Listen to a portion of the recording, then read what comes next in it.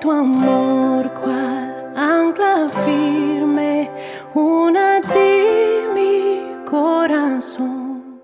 Yo voy a estar teniendo en cuenta un texto, aunque no me voy a estar moviendo por él de manera continua, sino prácticamente sobre el final, y básicamente para dar una respuesta al Salmo. Así que hoy va a ser tiene una peculiaridad el sermón de hoy, pero este es el tema que vamos a estar viendo, básicamente la depresión. ¿Y cuál es la respuesta que nos da el Evangelio, la palabra del Señor, a ese padecimiento llamado depresión?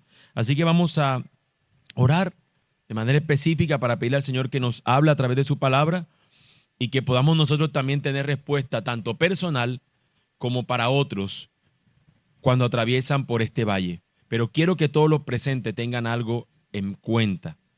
Primero, seamos sensibles ante esta situación. Y dos, piensa primeramente en ti, antes de pensar en otro. Piensa en cómo esto es esperanzador para ti.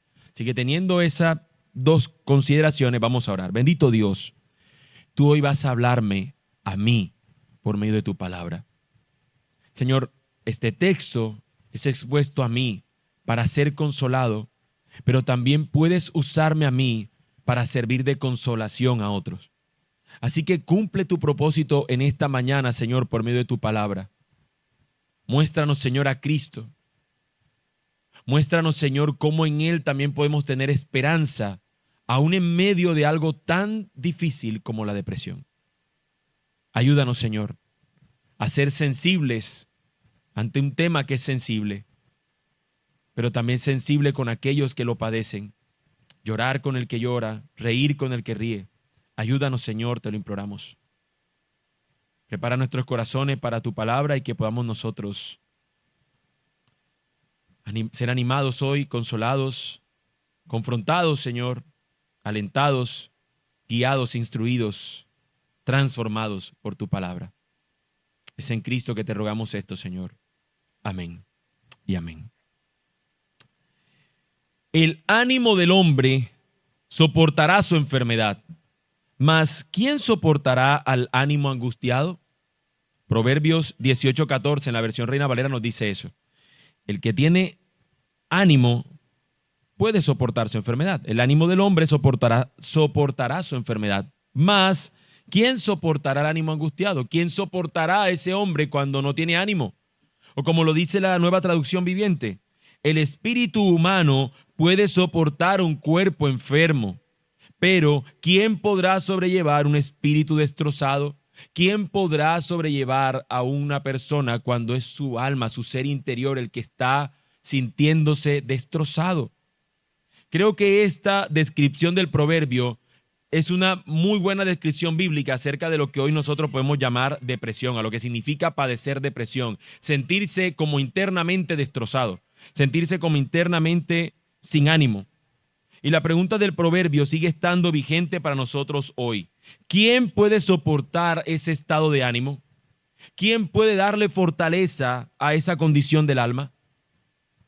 Esta condición es bien tétrica y difícil de vivir. A quienes han padecido episodios de esto podrán contártelo, que es bien difícil. Un autor cristiano llamado Edward Welch, en su libro Esperanza para los deprimidos, afirma lo siguiente. Escúcheme. Nunca una sola palabra expresó tantas cosas. La depresión es aterradora. Tu mundo es oscuro, pesado y doloroso. Ciertos días piensas que el dolor físico sería más fácil de soportar. Al menos el dolor estaría localizado. En cambio, la depresión te llega hasta el alma, corrompiendo todo lo que encuentra en su camino. Se podría describir como un muerto que camina. Te sientes adormecido, pero aún recuerdas cuando solías sentir algo. De algún modo, esto lo hace más difícil de soportar. Esto es algo tétrico, lamentable, profundamente doloroso, oscuro, tenebroso. Hermanos, señores, damas, la depresión es algo que quien lo padece siente que está en un valle tenebroso. Y lo peor es que se siente que no tiene esperanza, no hay forma de que él salga de esas penumbras. Y hay un hombre en la Biblia que se nos cuenta que vive una experiencia así. Y es el texto del Salmo 88. Y tengo que advertirles algo acerca de este salmo. Hermanos, es el salmo que, a ver, no quiero ponerme aquí como el más lector o que preparé más esto, pero al menos me leí 7 comentarios y todos decían lo mismo. Es el salmo más triste de todo el Salterio. O sea, si hay algo que tienen en común todos los comentaristas acerca de este salmo es eso. De todos los salmos, este es el más triste. Porque todos los salmos que empiezan o que tienen tristeza, todos terminan con una nota esperanzadora. Pero este no. Este no. Así que teniendo eso en cuenta, léanlo conmigo. Salmo 88. Vamos a leerlo completamente y veamos la experiencia dolorosa que está sintiendo el salmista. Es un salmo, un masquil de Emán el Esraíta. De aquí en adelante la vamos a llamar Emán, ¿ok? Emán dice esto: Oh Señor, Dios de mi salvación, de día y de noche he clamado delante de ti. Llegue mi oración a tu presencia, inclina tu oído a mi clamor, porque mi alma está llena de males y mi vida se ha acercado al Seol. Seol es el lugar de la muerte. Soy contado entre los que descienden a la fosa. He llegado a ser como hombre sin fuerza, abandonado entre los muertos, como los caídos a espada que yacen en el sepulcro, de quienes ya no te acuerdas y que han sido arrancados de tu mano. Me has puesto en la fosa más profunda, en lugares tenebrosos, en las profundidades. Has reposado sobre mí tu furor y me has afligido con todas tus olas. Has alejado de mí mis amistades, me has hecho objeto de repugnancia para ellos. Encerrado estoy y no puedo salir. Está en terribles tinieblas y no tiene ni siquiera amistades cerca. Pero sigue diciendo el salmista: han languidecido mis ojos a causa de la aflicción. No ha parado de llorar, de sufrir. Oh Señor, cada día te he invocado. He extendido mis manos hacia ti. ¿Harás maravilla a los muertos? Se levantarán los muertos y te alabarán. Se hablará de tu misericordia en el sepulcro y de tu fidelidad en el Abadón. Se darán a conocer tus maravillas en las tinieblas y tu justicia en la tierra del olvido. ¿Cómo se siente el salmista? Como muerto, como alguien muerto. Pero concluye con lo siguiente: pero yo a ti pido auxilio, Señor, y mi oración llega ante ti por la mañana. ¿Por qué, Señor, rechazas mi alma? ¿Por qué escondes de mí tu rostro? He estado afligido y a punto de morir. Desde mi juventud sufro tus terrores y estoy abatido. Es un padecimiento constante desde los días de su juventud.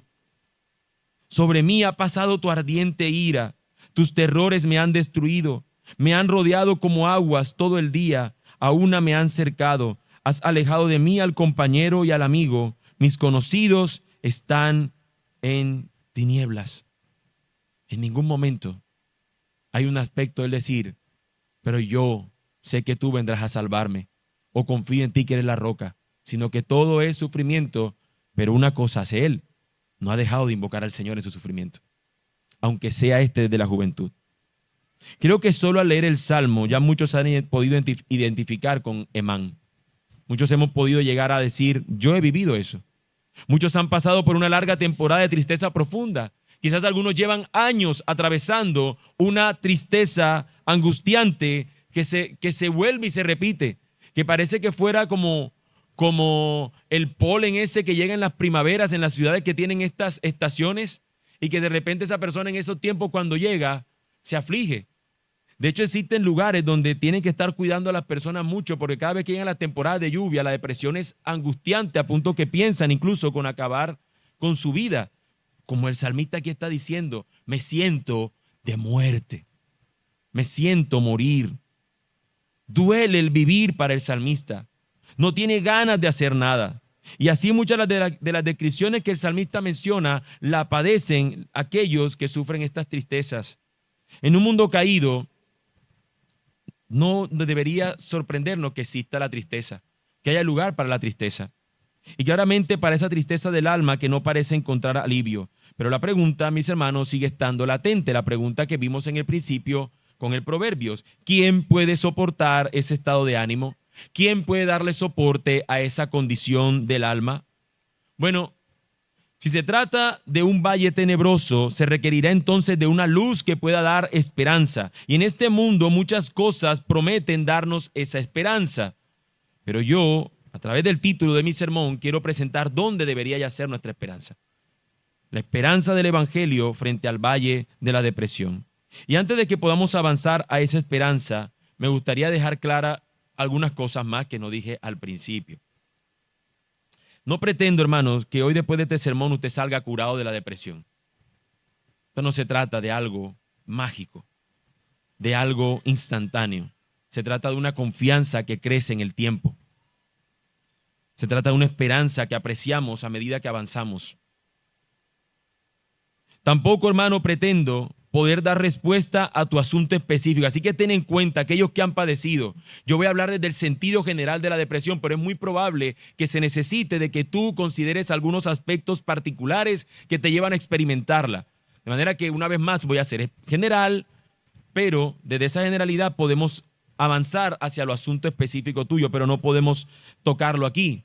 Tampoco pretendo ser insensible con este asunto, ni tampoco señalar como el diablo las opciones humanas que tenemos en nuestros tiempos, sino ver cómo éstas pueden ayudarnos en los síntomas, pero no llegan a la raíz del problema, que es donde necesitamos realmente atacar un asunto como tal, de esta magnitud como lo es la depresión. Así que teniendo esas consideraciones, hermanos, lo que yo pretendo entonces es que el Evangelio sea tu principal y tu mejor opción, como lo hemos visto con la ansiedad y con los demás asuntos que hemos estado viendo en esta serie.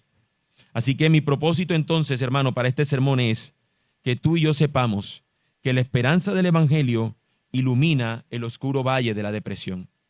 La esperanza del Evangelio trae luz en ese momento de oscuridad, en ese momento de penumbra, y tú puedes tener para ti a este que es la luz.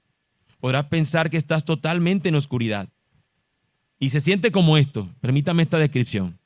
Un día ibas por un valle amplio, hermoso, riachuelos alrededor, y de repente te fuiste internando en un bosque y los árboles empiezan a estar más densos y cercanos y son tan frondosas sus hojas que ocultan la luz del sol. Te adentras aún más en ese frondoso bosque y todo se hace aún cada vez más oscuro y pantanoso, cenagoso. Y no solamente eso, sino que en todo el centro de ese valle tenebroso hay una cueva en la cual, aún internándonos más en ella, nos encontramos que menos luz encontramos. Ahora parece que estando en una condición así ya no hay chance de encontrar la luz del sol. Mi intención es señalarte que hay esperanza y está en el Evangelio de Jesucristo, quien dice ser la luz del mundo, para que todos aquellos que yacen en oscuridad puedan ser iluminados por Él, pueda ser Él la luz que necesitan. Para ello será necesario que veamos tres aspectos en esta serie que los hemos tenido en cuenta, y es el primero de ellos, examinar un poco más el valle de la depresión. ¿Cuál es el problema que tenemos con la depresión? En segundo lugar, la esperanza humana frente al valle de la depresión, la cual ataca los síntomas. Y en tercer lugar, la esperanza divina frente al valle de la depresión, la cual ataca la raíz del problema. Entonces, teniendo esto así, este esquema, vamos al primero de ellos, el valle de la depresión. ¿Cuál es el problema que tenemos acá? Hermanos, para ello necesitaríamos definir lo que es la depresión. Ahora, quiero utilizar términos coloquiales primeramente a lo que llamamos depresión habitualmente. ¿A qué llamamos depresión hoy en día? Podríamos definirla como un sentimiento persistente de vacío, pesadez o de una nube oscura que se instala sobre la vida. Es una tristeza que lo tiñe todo, que roba la energía, apaga los colores de la vida y hace que lo que antes disfrutábamos deje ahora de importarnos.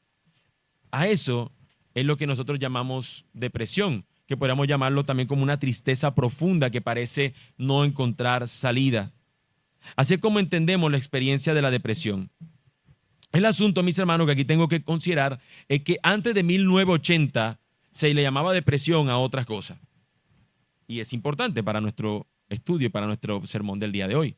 Antes de 1980 se consideraba crucial entender el padecimiento. ¿Por qué estás triste? Era lo importante. ¿Qué te llevó a estar triste?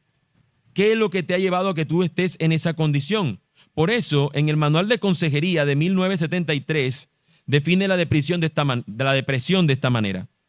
Depresión es un proceso cíclico en el cual el problema inicial es tratado mal, de tal forma que se agranda en espirales descendentes y que al final acaban en la desesperanza. El ciclo hacia abajo esclaviza en la desesperanza y la culpa, y con ello se va descendiendo o se cesa en la actividad, la cual se llama depresión. ¿Qué está diciéndonos esto? Que la persona, un problema que tuvo, una situación que tiene, no la supo lidiar bien desde el principio y lo llevó esto a una espiral descendente de cada día más tristeza, más enredo, más dolor, hasta llevarlo al ensimismamiento y a no querer salir de esa condición, de esa pesadez y de esa pérdida de alegría por las cosas que antes disfrutaba.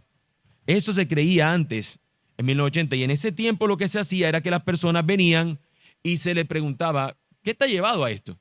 Y la persona lo que podían comunicar es, acabo de perder el empleo, tengo un ser querido que ha muerto, y ante una situación así se puede entender que una persona sienta que la vida ha perdido sentido. Pero solamente se le llamaba depresión cuando la situación no tenía un aparente origen. ¿Dónde se origina tu tristeza? No tenemos de dónde se halla, es un estado del alma. A eso se le llamaba así. Ahora, el cambio después de 1980 fue por varias razones. La distinción entre tristeza con causa, que es un duelo, como mencionaba ahora, y una tristeza sin causa, depresión, como se llamaba antes, se eliminó. Cualquier situación donde nosotros estemos tristes por un periodo de tiempo, con todas estas condicionantes que mencioné, se pueden considerar una persona que está en un estado de depresión. En el manual del diagnóstico médico en cuanto a estas cosas, que en Estados Unidos se le llama el DSM, en el DSM-3, después de 1980, y también la introducción de antidepresivos como el Prozac, modificaron cómo usamos la palabra. Culturalmente se ha sustituido en gran medida la palabra tristeza por la palabra depresión. De modo que hoy en día una persona puede ser diagnosticada rápidamente con depresión sin quizás estar viviendo la misma situación de depresión que teníamos anteriormente. De tal manera que antes de 1950 ni siquiera al 5% llegaban los casos de personas con esa condición. Y hoy por hoy tenemos que supera el 8.4% en la población de los Estados Unidos. ¿Cómo se define entonces la depresión en el día de hoy?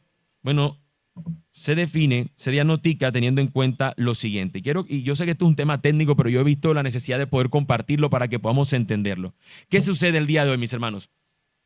Una persona pudiera estarse sintiendo en un estado así y se le dice lo siguiente: ¿tienes estado de ánimo deprimido? ¿Te sientes triste profundamente y no sales de allí?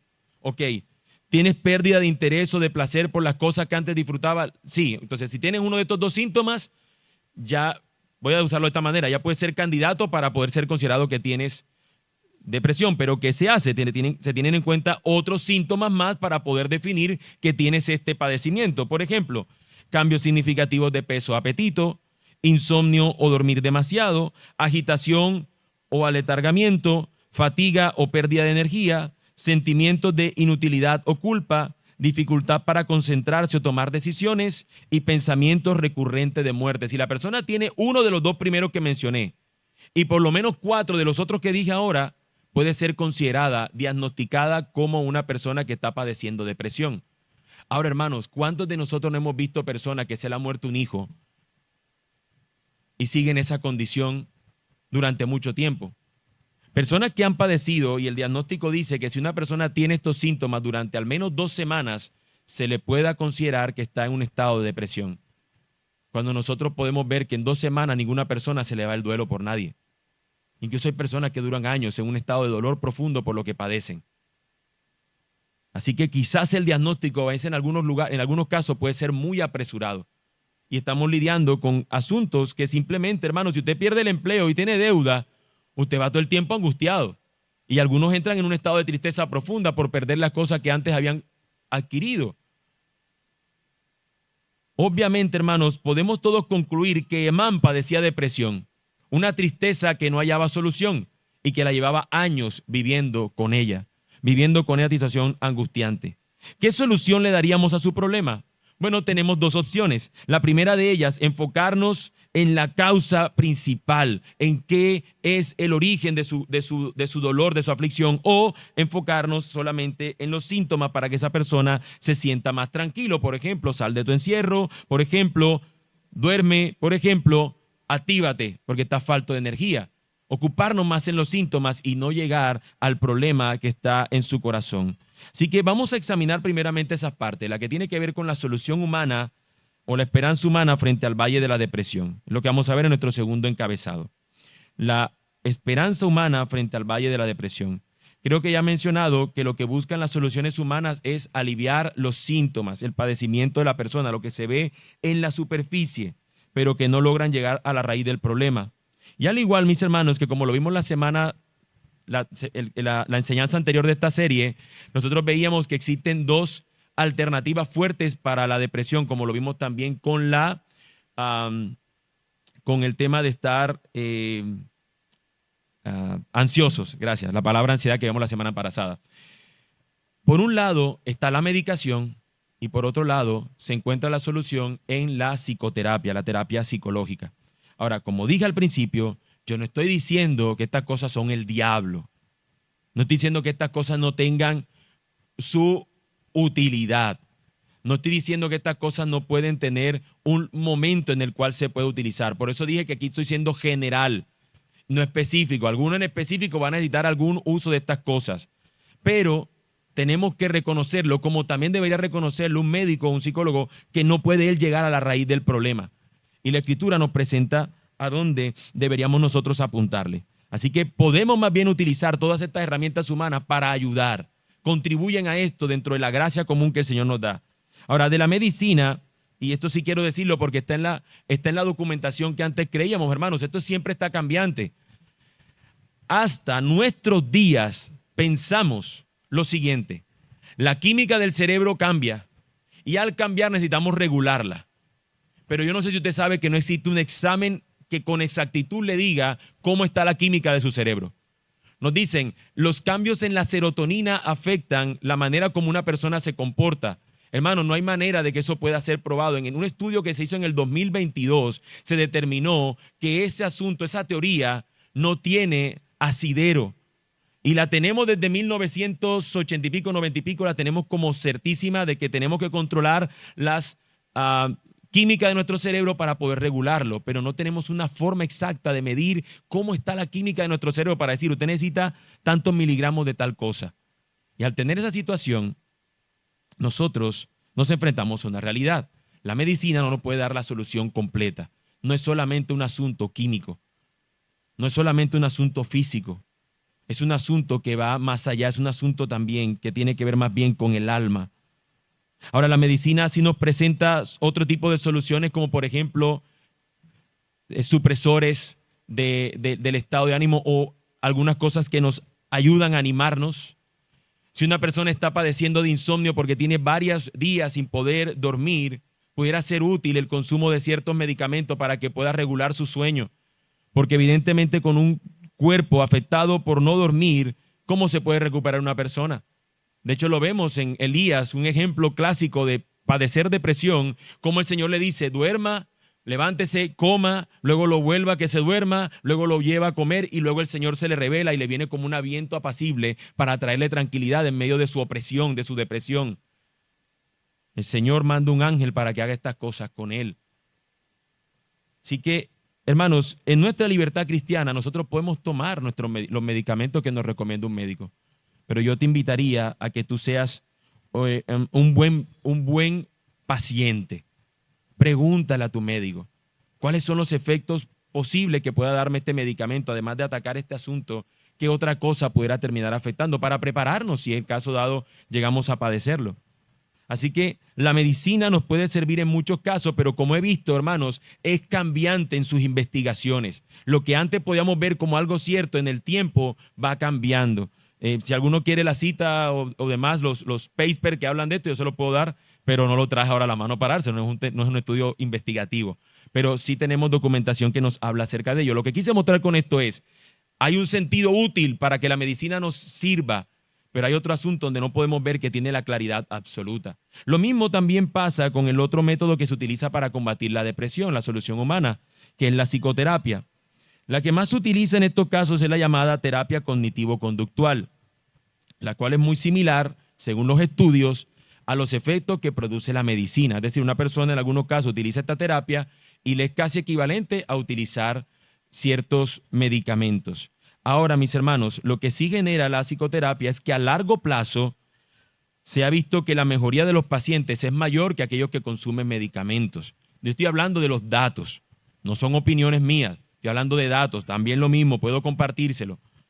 Esto puede ser de mucho ánimo para el que padece depresión, porque lo que encuentra en la psicoterapia también es personas que pueden estarlo acompañando y se ha comprobado que encontrar apoyo en medio de nuestro padecimiento es de mucha ayuda y eso no es en vano. La Escritura misma nos dice que lloremos con el que llora, que riamos con el que ríe. Es decir, hay un acompañamiento al que nos llama la Escritura a tener y eso lo podemos encontrar en un elemento como esto. Pero recuerda, solo esto termina afectando nuestros síntomas porque no llega a la raíz del problema. Así que nos sirve, nos ayuda, como muchas otras cosas también se nos dice en la documentación que ayuda. Por ejemplo, el ejercicio, la práctica de un ejercicio, de un deporte, ayuda a que las personas liberen endorfinas y en esa liberación de endorfinas parece que también pueden encontrar las personas ayuda en este asunto. También la charla con los seres queridos puede aumentar a las personas la recuperación. Así que tenemos elementos en la gracia común que Dios nos ha dado como seres humanos para poder valernos de ellos y que nos sirvan en el combatir los síntomas. Pero hay una esperanza mayor, hay una luz mayor que ataca no solamente el síntoma, sino que va a la raíz del problema. Y eso nos lleva entonces a considerar nuestro punto final, ya teniendo todo esto como contexto, nos lleva entonces a considerar la esperanza divina frente al valle de la depresión. Si hay una frase que puede resumir cuál es la solución frente a las demás opciones, sería esta frase. ¿Qué es mejor que todas las demás opciones que he dado? Jesús. Jesús es mejor. No importa qué tan cotizado esté en el mercado X medicamento, Jesús es mejor que ese medicamento. No estoy diciendo que no lo debamos tomar, estoy diciendo que Él es mejor. O sea, Él debería ser mi primera opción y saber que Él puede utilizar los demás medios para ayudarme. Así que vuelvo y digo, no estoy diciendo que no nos tomemos los medicamentos, no he dicho eso, pero Jesús es mejor que ellos. Creo que todos cristianos estaríamos de acuerdo. No importa qué tan bueno sea el psicólogo, no estoy diciendo que no podamos hacer uso de sus servicios, pero Jesús es mejor. Y todo cristiano podríamos decir, es cierto. No importa qué tanto amor nos muestre nuestra familia. ¿Quién no aprecia que su familia lo ame? Pero el amor de Jesús es mejor. Jesús es mejor. Él es la respuesta para todo corazón triste y deprimido. Él es la esperanza que necesita todo sufriente. Emán padecía de una terrible depresión, pero no existía, hermanos, en su tiempo un medicamento. Pobrecito Emán, que no había medicina para que le diera solución a su problema. Pobrecito Emán, que no tenía psicólogos en su tiempo para que le pudieran traer la psicoterapia para que él pudiera ser sacado de esa situación. ¿Dónde encontraría alguien como Emán o en nuestro tiempo la solución o la esperanza frente al valle de la depresión? Hermanos, el proverbio que leímos nos dice esa pregunta. El ánimo del hombre soportará su enfermedad, mas ¿quién soportará al ánimo angustiado? ¿Quién podría darle soporte a alguien como Emán que está padeciendo? Emán mismo sabía dónde estaba la respuesta. Vamos a leer una vez más el Salmo y vamos a fijarnos en lo que él sí dice acerca de Dios en medio de su dolor. Él no llega a una conclusión a su aflicción, pero él sí dice algo. Vamos a leerlo entonces, teniendo en cuenta las declaraciones que él hace del Señor. Primero los versículos del 1 al 8, donde él empieza hablando del Señor. Luego los versículos 9 al 12, donde él inicia otra vez con una declaración acerca de Dios. Y por último, los versículos 13 al 18, donde vemos otra declaración acerca de Dios. Entonces nos encontramos, versículo 1 al 8. Oh Señor, Dios de mi salvación, de día y de noche he clamado delante de ti. ¿Se fijan? Es Dios su salvación. A quien Él se acerca para que lo salve es al único que Él entiende que puede salvarlo. Y lo que hace es que clama a Dios día y noche, de manera continua, frecuente y constante. Llegue mi oración a tu presencia, inclina tu oído a mi clamor. Ese es un deseo de Él. Señor, escúchame. ¿Por qué? Así se encuentra su alma. Mi alma está llena de males y mi vida se ha acercado al Seol. Soy contado entre los que descienden a la fosa. He llegado a ser como hombre sin fuerza, abandonado entre los cuerpos como los caídos a espada que yacen en el sepulcro, de quienes ya no te acuerdas y que han sido arrancados de tu mano. Me has puesto en la fosa más profunda, en lugares tenebrosos, en las profundidades. Has reposado sobre mí tu furor y me has afligido con todas tus olas. Has alejado de mí mis amistades, me has hecho objeto de repugnancia para ellos. Encerrado estoy y no puedo salir. Hermanos, él empieza diciendo, mi enfermedad está en mi alma. Yo siento que esta enfermedad que está en mi alma me está afectando a tal punto mi ser interior, que mi ser físico, que yo no encuentro contentamiento, que yo no encuentro solución. Pero ¿qué hace él? Clama al Señor día y de noche. Su dolor y su angustia sigue, pero él no deja de clamar al Señor día y noche. Y este es un primer principio que podemos nosotros considerar, hermanos. ¿A quién acudimos en nuestro dolor o en una situación como esta de depresión? Debería ser nuestro clamor al Señor. Y quizás la descripción que él hace de su padecimiento se parezca mucho a la descripción que quizás tú en algún momento has vivido o quizás estés viviendo ahora. Pero día y noche él tiene al Señor que puede salvarlo. Así que en primer lugar lo que nos muestra esto es la confianza de aquel que se acerca a un Dios que puede escucharlo, aún en medio de su clamor y su dolor. Pero en segundo lugar, los versículos 9 al 12 nos presentan que él, sus ojos están languidecidos a causa de la aflicción. Tiene los ojos, como caídos, afectados, ojerosos, llorosos, hinchados de tanto llorar, de tanto sufrir. Y dice él, oh Señor, cada día te he invocado y he extendido mis manos hacia ti. Así que ahora su clamor se presenta como alguien que quiere que lo ayuden. Está extendiendo sus manos. Y la pregunta de él es, ¿harás maravillas a los muertos? ¿Se levantarán los muertos y te alabarán? ¿Se hablará de tu misericordia en el sepulcro y de tu fidelidad en el Abadón? ¿Se darán a conocer tus maravillas en las tinieblas y tu justicia en la tierra del olvido? Hermanos, lo que él empieza a manifestarnos es el pensamiento que muchas personas en esta condición pueden pensar en algunas ocasiones. ¿Para qué sigo viviendo?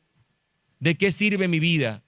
Y se pasa por su mente el deseo de querer o no vivir o ellos mismos atentar contra su vida y quitársela. Y esta es la situación que vive el salmista, pensando la muerte está allí, cercana a su padecimiento.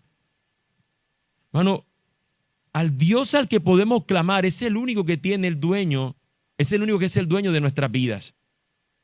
Si Él te tiene con vida, tú tienes aún esperanza.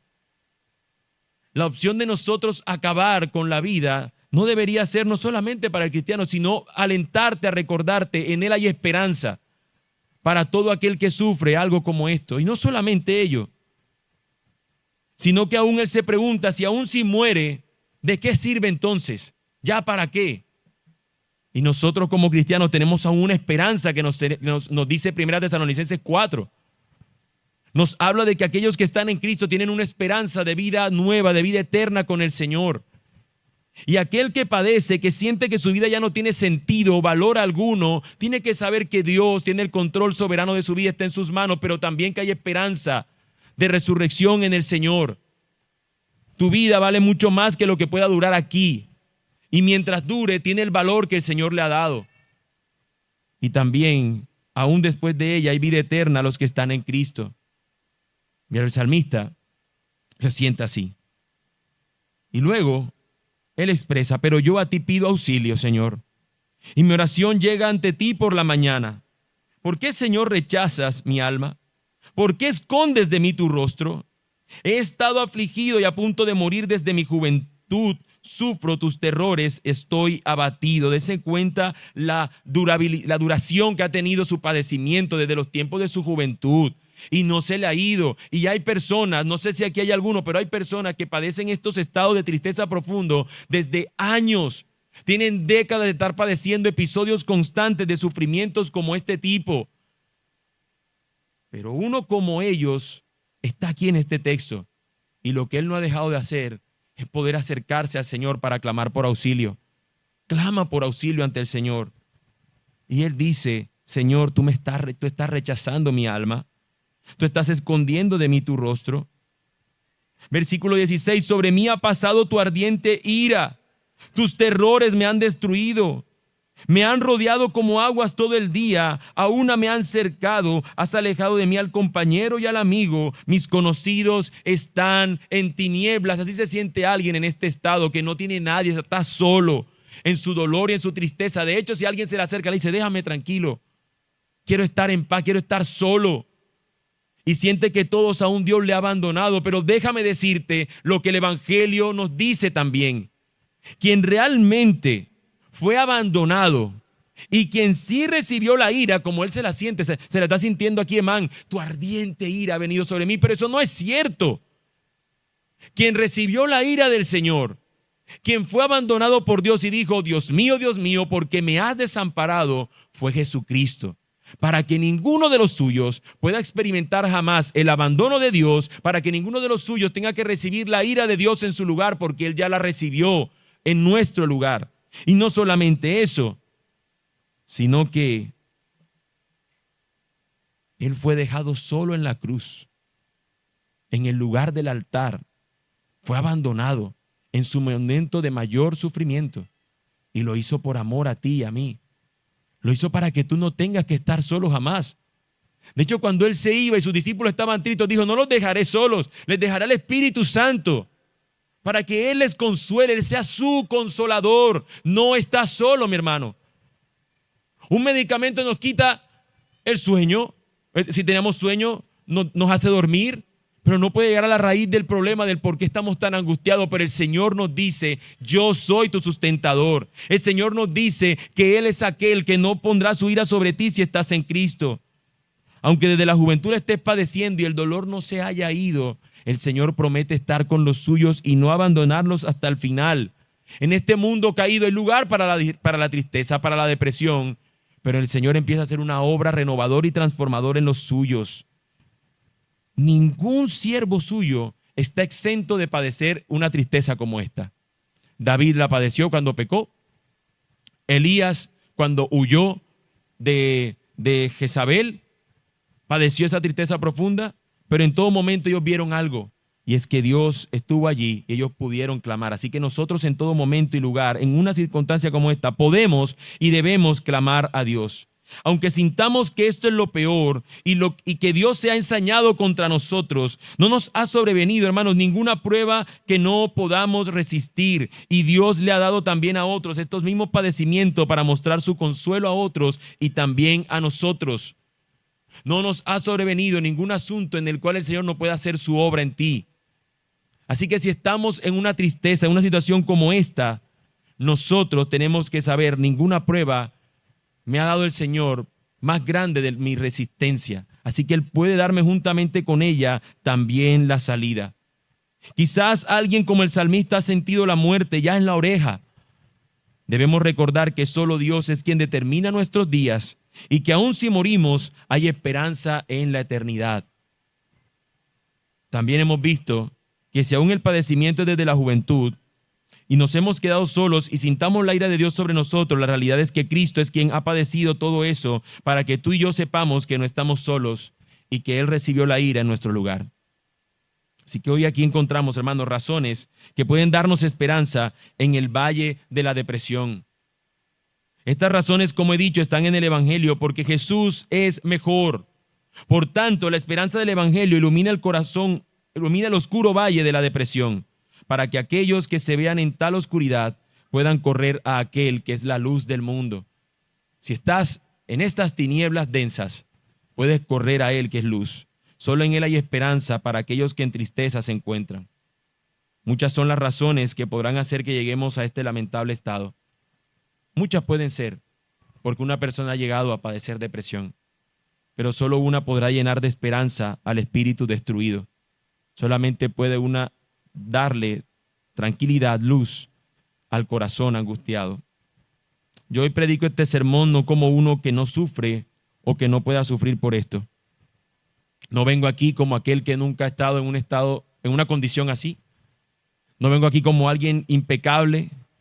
Yo hoy predico este sermón, hermanos, simplemente como alguien que pueda ser usado por el Señor. Uno que pueda acompañarte también en medio del dolor. La Escritura nos dice en Romanos 12:15, gócense con los que se gozan y lloren con los que lloran. Lo que podemos hacer ahora es recordar que esta tristeza es profunda, pero podemos acompañarnos unos a otros en ellos.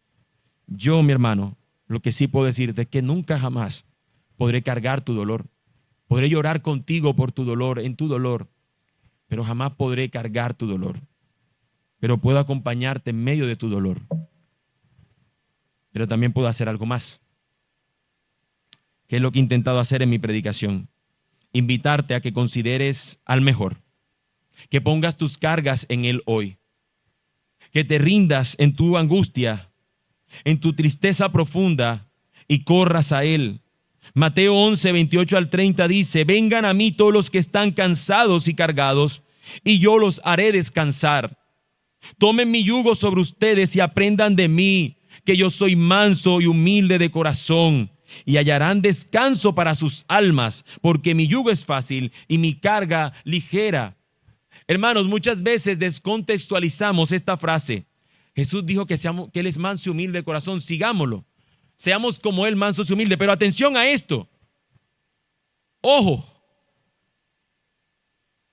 Fíjense lo que nos está diciendo el texto. Vengan a mí. ¿Quiénes? Los que están cansados, los que están cargados. Yo puedo darles descanso, pero se necesita que tú vengas de una manera. En humildad, en mansedumbre. Se necesita para poder encontrar la luz, la esperanza que ofrece Cristo Jesús, que tú reconozcas tu necesidad de Él. Yo sé que algunos, cuando yo he dado las descripciones médicas y todas las demás, yo vuelvo y digo, no he dicho que no sean necesarios, que no tengan un lugar. Pero Cristo Jesús es mejor, porque solamente Él puede dar un descanso pleno a aquellos que están en angustia, llegando a la raíz del problema, al corazón dolido. Pero aquí dice que tienes que hacerlo en mansedumbre, en humildad de tu corazón. Acércate de esa manera al Señor. Reconoce tu necesidad de Él. Reconoce incluso lo orgulloso que somos, porque yo lo he sido, al igual que muchos aquí. Cuando pensamos, tenemos una ciencia tan avanzada que ya va a llegar un día en el cual no vamos a tener ningún padecimiento físico porque todo lo vamos a solucionar. Con una pastilla, con una terapia, con una cuestión. Y pensamos en nuestro orgullo humano que somos mejores que Dios. Y Él nos dice, sé humilde y manso. Y reconoce que no puedes. Para salir de esto tienes que reconocer que estás cansado y cargado y que solamente yendo a Él tú puedes ser librado. Tal vez eso va a durar años, pero es la forma que el Señor ha determinado que hagan esto. ¿Por qué? Porque el yugo que estás llevando está duro, está fuerte, pesado, pero el yugo de Él es todo lo contrario. Es ligero, es fácil. Así que corre a Él, mi hermano. Deja el orgullo y sé humilde. Reconoce que lo necesitas a Él, tu esperanza en medio del dolor. A veces pensamos que lo que el mundo moderno nos ofrece es la mejor solución. Y vuelvo a citar otra vez a Edward Welch en otro libro que él habla de la depresión, llamado Depresión, una oscuridad terca. Y esto dice este autor: no permita que el diagnóstico técnico científico impida que vea estos problemas ordinarios.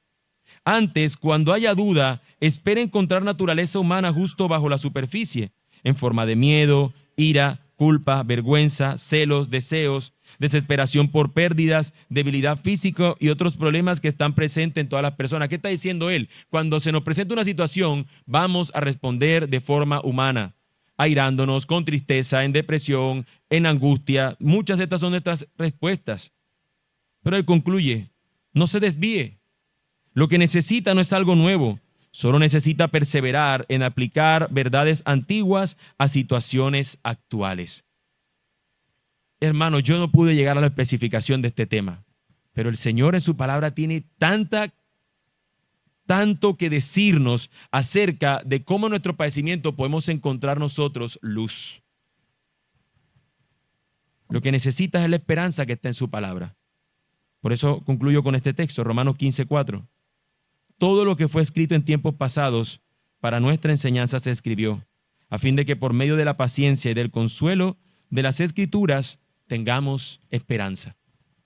La Escritura ha sido escrita para darte esperanza, para que te mantengas en la esperanza, la misma que olvidan quienes padecen depresión. Con paciencia y consuelo. Piensa que eso no va a ser tan fácil. El mismo texto dice, con paciencia, Él te dará su consuelo. Es una larga vía en una sola dirección. En este sermón hay algo que ha sido un imposible para mí. Y es poder mostrar todo aquello que en su palabra nos señala su esperanza. Pero creo que sí te he mostrado que solo en Él y en su palabra la hallarás. Por tanto, confía en Él y descansa en Él. En Jesús, nuestra esperanza en vida y muerte. Lo que he tratado de mostrarte es que Él es mejor y en Él puede estar la suficiencia de tu vida. Puedes acercarte a Él confiadamente en situaciones así. Pero también el ánimo del hombre, vuelvo y lo leo, soportará su enfermedad, mas ¿quién soportará al ánimo angustiado? Y yo le pregunto a todos aquellos que están aquí, si no es en Cristo, ¿dónde encontrarás respuesta a esta pregunta? ¿Dónde lo vas a encontrar? Si no es Cristo Jesús, será otra cosa, pero nosotros nunca nos quedamos sin buscar la respuesta a nuestro padecimiento. Si no es en Cristo, ¿dónde buscarás respuesta a la pregunta que dice, ¿quién soportará al ánimo angustiado? Si has entendido que Jesús es mejor y que solo en Él está esa esperanza, entonces hoy puedes descansar en ella si te aferras a Cristo Jesús. ¿Cómo se hace eso? ¿Cómo puedes acercar a tener esta relación con aquel que es esperanza, que es luz? Viniendo a Él, la Escritura lo llama en arrepentimiento y fe. Arrepentimiento es lo que veíamos ahorita, humillarte. Reconocer que tú no puedes, que en ti no está la capacidad, que tú no puedes solucionar ni siquiera este problema ni ningún otro, el problema de tu corazón. Necesitas a aquel que lo transforma. Arrepiéntete y cree en Él, que es el que tiene el poder para transformarte. Todos aquellos que vienen a Él con esa carga pueden ser librados de ella y eso te puede pasar a ti. La carga de tu pecado puede ser hoy quitada por la obra que ya Cristo hizo a favor de aquellos que Él ha salvado. Quiere el Señor entonces concederte su gracia redentora en este día, porque solo en Jesús hay esperanza y allí nuestras almas pueden hallar descanso hoy y siempre. Vamos a orar. Bendito y buen Dios. Señor, aun a pesar de mi incapacidad, yo te pido, Señor, De tu gracia tan sublime, cada día soy deudor, que tu amor cual ancla firme, una